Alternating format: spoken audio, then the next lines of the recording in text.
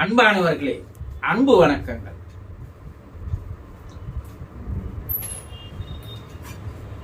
உங்களுக்கு ஒரு உண்மை புரிந்துவிட்டால் உங்கள் வாழ்க்கையிலே துன்பங்கள், துயரங்கள், கஷ்டங்கள், பிரச்சனைகள் எதுவுமே இருக்காது. கஷ்டப்படாத மனிதன் இன்று இல்லை. பிரச்சனைகள் இல்லாத மனிதன் இன்று இல்லை. துன்பங்களை அனுபவிக்காத மனிதர்கள் இன்று இல்லை. இதற்கெல்லாம் என்ன காரணம்? இந்த துன்பங்கள், பிரச்சனைகள், கஷ்டங்கள், கவலைகள், வேதனைகள், சோதனைகள் எல்லாம் வருவது எதனால்? நம்மை நாம் புரிந்து கொள்ளாததால் வருகின்ற விளைவுகள் இது. உங்களை நீங்கள் தெரிந்து கொள்ளாததால் ஏற்படுகின்ற விளைவுகள். நீங்கள் தான் பிரச்சனையை தேடுகிறீங்க, நீங்க தான் துன்பத்தை தேடிக்கிறீங்க, நீங்க தான் கவலையை தேடிக்கிறீங்க, நீங்க தான் ஓடி ஓடி போய் அவற்றையெல்லாம் உங்களுக்குள்ளே வருவதற்கு வாய்ப்புகளை, சந்தர்ப்பங்களை நீங்கள் தான் ஏற்படுத்தி தருகிறீர்கள். யாரும் எட்டாந்து உங்களுக்கு அதை தரல. ஆனா நீங்க வாழ தெரியாமல் வாழ்ந்து வருகிறீர்கள் பார். அதனால்தான் இவையெல்லாம் இருக்கிறது. வேறு யாரும் உங்களுடைய பிரச்சனைகளை, கவலைகளை, கஷ்டங்களை தீர்த்து விட முடியாது.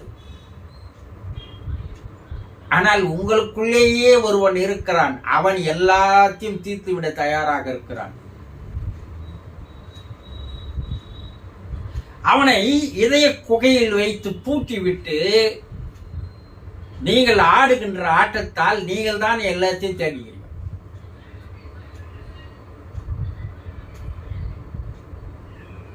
இறைவன், கடவுள், ஆண்டவன், தெய்வம், பரம்பொருள், பரமபிதா, பரமசிவன் எங்க இருக்கிறான்? உங்களுக்குள்ளேயே இருக்கிறான். உங்களுக்குள்ளேயே ஒரு கருவறைக்குள் இறைவனை வைத்துக் கொண்டு அவன் உங்களுக்கு உதவ காத்திருக்கிறான். அவனிடம் உதவிகள் கேட்காமல், ஆலோசனைகள் கேட்காமல், அறிவுரைகளை கேட்காமல் மனம் போன போக்கெல்லாம் ஓடுகிறீர்கள். அதனால்தான் இவ்வளவு கஷ்டத்தில் நீங்கள் இருக்கிறீர்கள். உங்களுக்கு ஏதோ ஒரு கஷ்டம் இருக்குது, ஒரு துன்பம் இருக்குது, ஒரு பிரச்சனை இருக்குது, ஒரு கவலை இருக்குது, ஒரு வேதனை இருக்குது, இல்லையா? இல்லைன்னு சொல்லுங்க பார்க்கலாம். கவலையே வாழ்க்கையாக, வேதனையே வாழ்க்கையாக வாழ்ந்து வருகிறீர்களே, எத்தனை காலங்களுக்கு தான் இந்த கொடுமையை நீங்கள் அனுபவிப்பீர்கள்?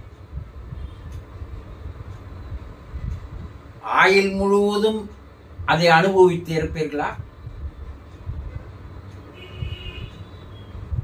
அப்ப இறைவன் உங்களுக்கு பிறவியை தந்தது எதற்கு? இப்ப இதை அனுபவிப்பதற்கா? அற்புதமான ஒரு பிறவியை தந்திருக்கிறான். சிறிது யோசனை பண்ணுங்க, சிறு நிமிடம் சிந்தியுங்கள். அறிவுக்கு வேலை தாருங்கள், மனத்திற்கு வேலை தராதீர்கள். அறிவே ஆண்டவன் என்று சொன்னார்கள். அந்த அறிவு சொல்வதை உங்களுடைய மனம் கேட்க வேண்டும். ஆனா நீங்க என்ன பண்றீங்க? அறிவு சொல்வதையெல்லாம் ஒதுக்கி வைத்து விட்டு மனம் சொல்லுகின்றபடி ஆடுகிறீர்கள். மனம் போன போக்கெல்லாம் போறீங்க.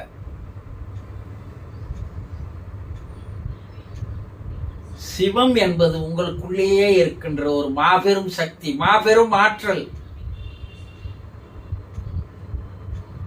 அந்த ஆற்றலை, சக்தியை நீங்கள் உணர்ந்து கொள்ளாத வரை, புரிந்து கொள்ளாத வரை, தெரிந்து கொள்ளாத வரை, தெளிவு பெறாத வரை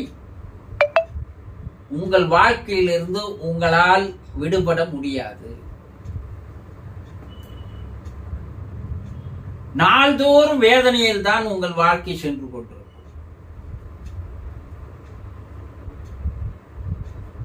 உண்மை என்னவென்றால் உங்களுக்குள்ளே இருக்கிற அந்த சக்தி, அந்த ஆற்றல், அந்த எனர்ஜி உங்களுக்கு உதவ காத்து கொண்டிருக்கிறது.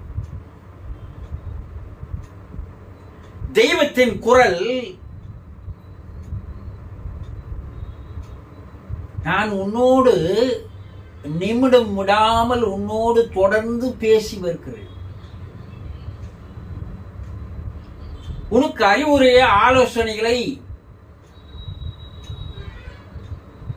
தந்து கொண்டிருக்கிறேன். ஆனால் நீ பேசிக்கொண்டே இருப்பதால் நான் பேசுகின்ற அந்த குரல் உங்களுக்கு கேட்பதில்லை. அதனால்தான் நீங்கள் இவ்வளவு கவலையில் இருக்கிறீர்கள், கஷ்டத்தில் இருக்கிறீர்கள். தயவு செய்து நீங்கள் பேசுவதை நிறுத்துங்கள். நான் பேசுகின்ற குரல், அந்த தெய்வத்தின் குரல் உங்களுக்கு கேட்க ஆரம்பிக்கும். அன்றையிலிருந்தே உங்களுடைய வாழ்க்கையில் இருக்கின்ற துன்பங்கள், துயரங்கள், கஷ்டங்கள், கவலைகள் சிறிது சிறிதாக விலகி ஓட ஆரம்பிக்கும். மனதை புறக்கணியுங்கள், மனதை அடிமைப்படுத்துங்கள், தெய்வத்தை வெளிப்படுத்துங்கள். இந்த உண்மையை நீங்கள் உணர்ந்து கொண்டால் வாழ்க்கையில் அமைதியும் ஆனந்தமும் சந்தோஷமும் இன்பமும் மகிழ்ச்சியும் தான் இருக்குமே தவிர வாழ்க்கையே ஒரு கொண்டாட்டமாக மாறி. புரிந்து கொண்டீர்களா? சந்தோஷம்.